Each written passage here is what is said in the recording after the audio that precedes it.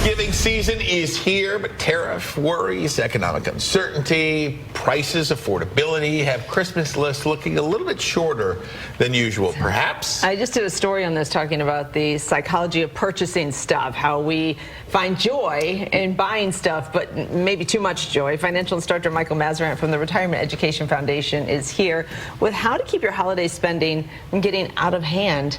So come January, February, you're not just full of regret. Yeah, you're not still paying off these bills for months. So paint the picture for us, Michael. What is the typical scenario with holiday spending? Yeah, and it is hard because, like you said, not only is it, it brings joy to buy things, but it brings some people a lot of joy to buy gifts for their friends and family to give people happiness. And so, if Americans do one thing, I mean, we do a lot of things really well, but if there's one thing that we are best in the world at, by far, it's spending money. Americans spend money like there's no tomorrow. And this shopping season is no different. People have spent almost $25 billion in the post-Thanksgiving sales. It's Black Friday, Cyber Monday. It's unbelievable. The spending is not slowing down despite some inflation, despite some tariff uncertainty, but this is what Americans do. And so it's really important that people have a spending plan for the holidays, understanding, okay, here we are in December, how much do I have saved up throughout the rest of the year to spend on my friends and family for gifts, and not overspending, because like you said, if we overspend, especially with things like credit cards, that can cause some problems in 2026 and put us behind the 8 ball. The spending plan, what are you looking at? Are you looking at what money you have right now to spend, or are you looking at what you want to be paying off in the new year? Or? So ideally, money you have right now, and then money maybe that you can budget for the rest of the month towards gifts. And if you're trying to spend a little more on gifts throughout the rest of the month, then maybe cut back on something else. So if we're thinking we're trying to increase our gift buying budget, then let's cut back on dining out this month and make a few more meals at home so that we have more dollars that we can allocate towards gifts for family and friends. A couple of points about this too. Number one, you have to understand what you have. I mean, sometimes people just spend and they don't even look and see what they have. And, and then the discipline of sticking to a plan, if you have a plan, that feels like it's such a big part of this. It really is. I mean, building the plan is half the battle. That is half the battle, but the second half of the battle is sticking to it.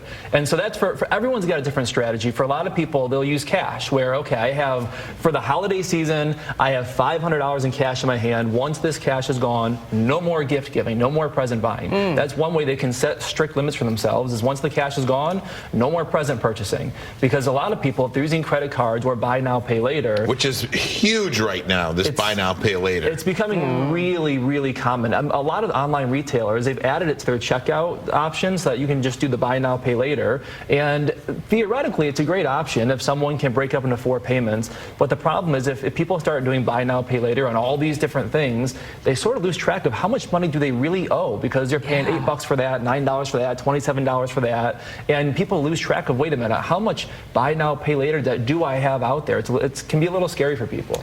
What do you mean by set expectations? In terms of setting expectations, just maybe trying to talk with friends and family about, hey, maybe instead of everyone buying gifts for each other and all of us buying 27 presents, why don't we all draw names out of a hat and we all buy one present, and that way for each other, and that way we can keep the budget a little thinner this year and not hurt anybody's feelings, and just making sure people don't feel disappointed on Christmas Day. Yeah, in fact, there was a woman, a contributor on Fox News, who said Grandma doesn't need a gift. And it became a controversial hot take. But her point was the little ones at the holiday time, yes, they want gifts. You want to get them gifts. But perhaps anyone over a certain age, maybe they don't need presents. Or just getting creative. It doesn't need to be a gift per se, a tangible thing. As a new parent, I'll take all the free babysitting coupons I can get. Yes. And so it's not always just a tangible gift. There are services, things you can help people out with as a gift for them instead of something you're purchasing for them. That's good. As a new parent too, the picture goes a long way as well. Let me ask you, if people do go overboard this holiday shopping season, find yourself in debt, what should you do? Yeah, so if someone is going into debt for holiday presents, hopefully not, but if they are, then getting that debt knocked out as quickly as possible come 2026. So there's a snowball method of knocking out all your debts, the smallest one first, and then knocking out the next smallest one, the next smallest one, or the avalanche method, which is identifying which debt has the highest interest rate and paying off the highest interest rate first. Now, from a math perspective, the avalanche method, paying off the highest interest rate debt first, is the best math choice, but for some people, the psychological motivation of knocking out the smaller ones first is fine too. Good stuff. You don't want Michael. your $100 gift to cost you $350. Exactly. By the time it's all said and done. It's important to think about it in those terms too. Think about how hard you worked for that $100, $200, and then how much it's going to cost you with interest rates. Exactly. refedu.org. There it is.